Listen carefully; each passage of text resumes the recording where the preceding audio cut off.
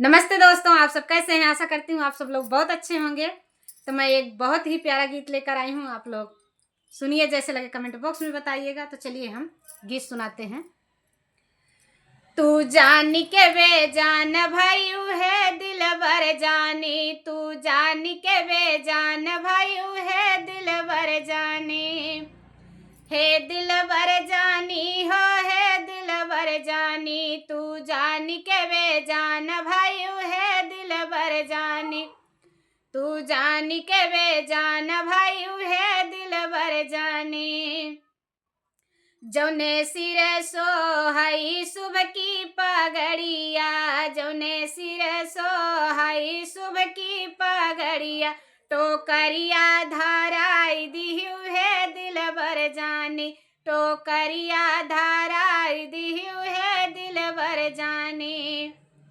तू जान के बेजान भाईऊ है दिल बर जानी, तू जान के बेजान भाईऊ है दिल बर जानी। जौने मुख सोहई बनारस कई पनामा, जौने मुख सोहई बनारस कई पनामा, सिगरेटवा धाराई दिहु है दिल बर जानी, सिगरेटवा धाराई दिहु है दिल बर जानी।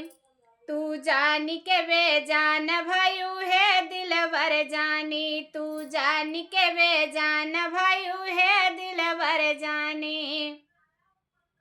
जौने हाथे सोहई चायन दार घड़िया, जौने हाथे सोहई चायन दार घड़िया, हथकड़िया लगवाई दिहु है दिल बर जानी, हथकड़िया लगवाई दिहु है दिल बर जानी। तू जान के बेजान भाईऊ है दिल बर जानी, तू जान के बेजान भाईऊ है दिल बर जानी।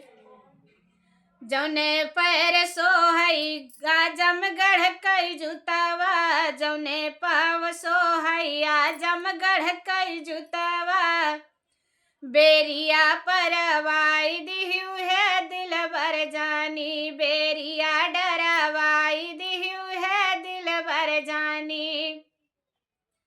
तू जान के बेजान भाईऊ है दिल बर जानी, तू जान के बेजान भाईऊ है दिल बर जानी। हे दिल बर जानी हो, हे दिल बर जानी, तू जान के बेजान भाईऊ है दिल बर जानी, तू जान के बेजान भाईऊ है दिल बर जानी। तो गीत हमारा जैसे लगे कमेंट बॉक्स में बताइएगा। फिर मिलते हैं हम नेक्स्ट वीडियो में।